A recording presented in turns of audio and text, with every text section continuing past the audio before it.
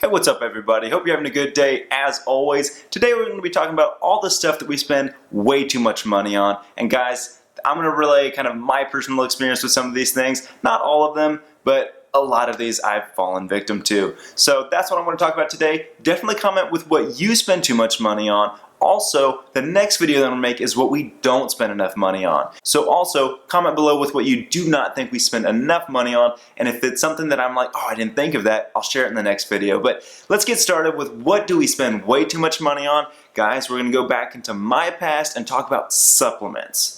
Alright, so I made an interview about this a while back, but you know, I used to be big into weightlifting and trying to gain weight. And I was no different than most people in the sense that I was always trying to find some sort of shortcut, some sort of secret pill that would take me to new levels that I've never been to before, right? I literally made a list of supplements that I took, and I'm talking like creatine, D-aspartic acid, various proteins, powders, pre-workout pump inducers and post-workout, fish oil and BCAAs and natural testosterone boosters. Like, I took so much crap and spent so much money on this stuff. And there are a lot of fat loss pills out there that people take. There are a lot of like green healthy smoothie pills, whatever, fiber, like all this stuff that tries to get us just to avoid doing the hard work and instead spend money on these supplements that may or may not work. Look, I'm not trying to talk about how well they work or don't work. What I'm trying to say is that we spend way too much money on them. I know I'm not the only one, right? Supplement industry is a billion-dollar industry, right? So guys, more than likely you're going to achieve more results in anything that you do in life just by being consistent and working towards it, right? I gained weight and got a lot stronger in the past because I would literally spend hours and hours in the gym and I would eat a whole lot of food. Naturally, those are gonna help me get bigger and stronger. Those supplements, I'm sure maybe they did something, but maybe, you know, out of all the results that I had, I'll give it maybe 5 to 10%. Number 2, cell phones. Now, I'm not a huge person when it comes to cell phones and spending money on it, but I do want to talk about it because every single year people trade in the phone that they have that there's really nothing wrong with. Maybe it's a little bit, you know, thick, right? It's not as slim as the new phones. Maybe it's not as big as the new phones, right? But they trade in a perfectly good phone and waste money buying a phone that doesn't really do anything new, right? We always upgrade, right? And I think I talked about this in the last video that I made, that there is something called planned obsolescence, right? What is coming out tomorrow is not perfect. It'll be out of date eventually, right? And it is planned that way. No company is ever going to give us this perfect thing, right? And so why are we wasting money trying to get the newest and the greatest, knowing that it's not the greatest thing that will ever be, right? So cell phones. I don't know why that one irks me so much, but it does. Number 3, cars. Now, I know I sound like a broken record player, but guys, I'm a personal finance channel. I have to talk about car loans.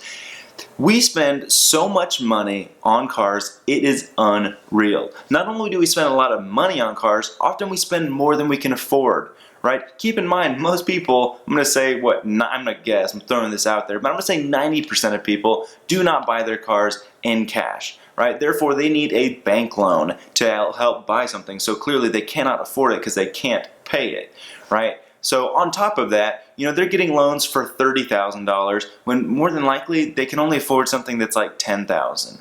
Right? If you can't put 50% down on a car, you more than likely cannot afford that car. So the fact that we have to take loans out and feed this habit of getting a nicer car is ridiculous to me. I drive a 2008 car that is about to go over 60,000 miles. I understand that 60,000 is really, really low, but that's a whole nother issue.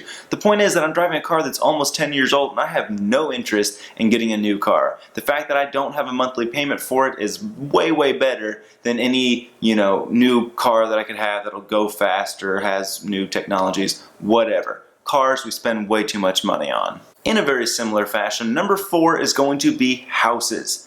You know, I made a video, a couple weeks back that shared my rental property and that it's a fairly small place. It only cost me $119,000 and I love that place.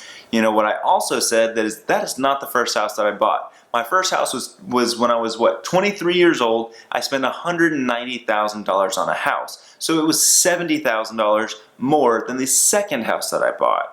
right? So that was my mistake. I spent way too much money on the first house. I could afford it somewhat because I had 4 people living with me and they paid pretty much most of my mortgage. However, it was unrealistic to expect that these people are going to be living with me forever. So why did I buy a $190,000 house? Well, long story short, I ended up selling it a few years later simply because I did not want to foot that crazy monthly payment each month. So houses, I think we spend way too much money on. We tend to, again, just like cars, buy the nicest house that the bank will approve us for, right? If we're approved for a certain loan amount, we tend to spend right up to that dollar amount. So if you're in the market for buying a house, don't make that mistake. Scale down a little bit. I bet you're going to be a lot happier in the long run.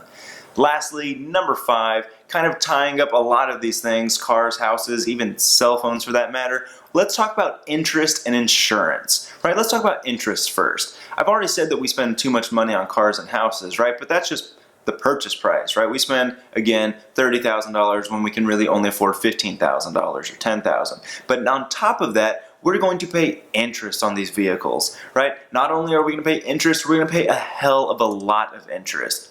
Right? I get emails every single week about people that are trying to refinance, find out what to do with their loans because they're stuck with like a 10 to 20% interest on a car, right? And on a potentially high loan amount, right, of let's say $20,000, that translates to you losing a lot of money in the long run. And that's just your car. Don't forget that we've got interest on our houses. Oftentimes we finance our cell phones that we pay too much money for. We pay interest on student loans, personal loans, credit cards, all this stuff. We spend so much money in interest, and again, that's not helping anybody. So if you are spending money on interest, keep that in mind before you buy anything else. As far as the insurance goes, again, we've got insurance on our cell phones. We've got insurance on our cars, on our houses. When we buy new appliances or a TV, sometimes there's that insurance policy or the warranty, right? We are just suckered into spending so much money for all this pointless crap. I'm not saying insurance is crap. I've got it on my car and my house, but that's about it. I don't have an insurance policy